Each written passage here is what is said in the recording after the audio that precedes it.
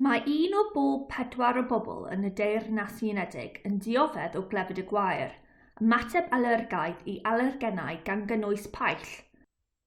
Mae paill yn sylwedd llychlyd ac yn hyrchir gan rannau gwraidd coed, blodau, glaswellt a chwyn i ffrwythloni planhigion eraill o'r un rhywogaeth.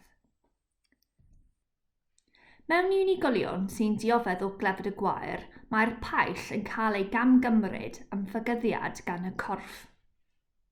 Mae hyn sbardino gwrthgyrff i gael ei cynhyrchu a rhyddhau'r cymegyn o'r enw histamin. Mae hyn yn arwain at ystod eang o symptomau gan gynnwys llygaid yn cosi, tisian a thrwyn yn cosi.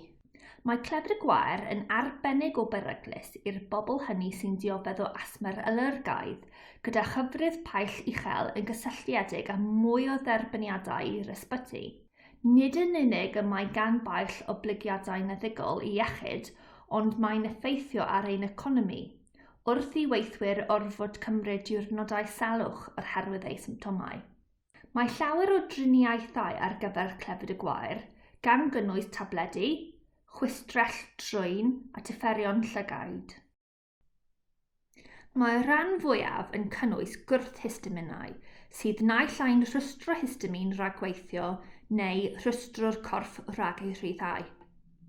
Gellir defnyddio corticosteroidau i lleddfu symptomau sy'n gysylltiedig â llid. Mae gwahanol blanhigion yn rhyddhau eu paill ar wahanol adegau o'r flwyddyn. Mae paill coed yn cael ei rhyddhau yn gynnar yn y Gwanwyn, paill glaswellt diwedd y Gwanwyn a'r haf, tra bod paill chwyn yn cael ei rhyddhau yn yr Hydref. Bydd symptomau dioddefwr clefyd y gwair yn waeth pan fydd cyfrif paill am y paill penodol y maent yn sensitif iddo yn uchel. Gall gwyddonwyr fonitro lefelau paill gan defnyddio dyfais o'r enw trap Burkhardt sy'n dal grawn paill o'r awyr.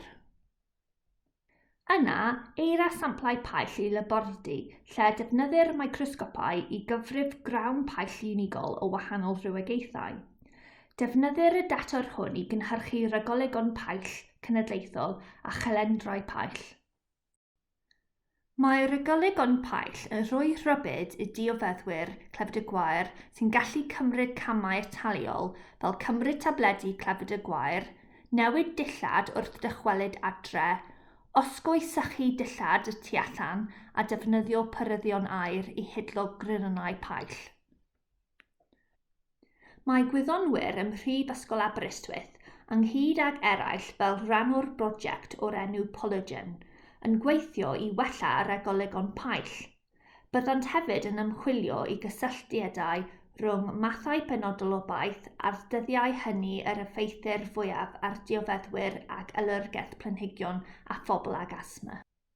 Gall fod yn anodd adnabod mathau o baill gan defnyddio microsgopau yn unig, felly mae gwyddonwyr yn Aberystwyth yn defnyddio techneg o'r enw metobarcordio DNA, sy'n defnyddio DNA o'r paill i helpu i adnabod paill ar lefel rywogaeth. Dengys y canlyniadau presennol fod gwahanol rywogaethau o baill yn achosi gwahanol ymatebion iechyd.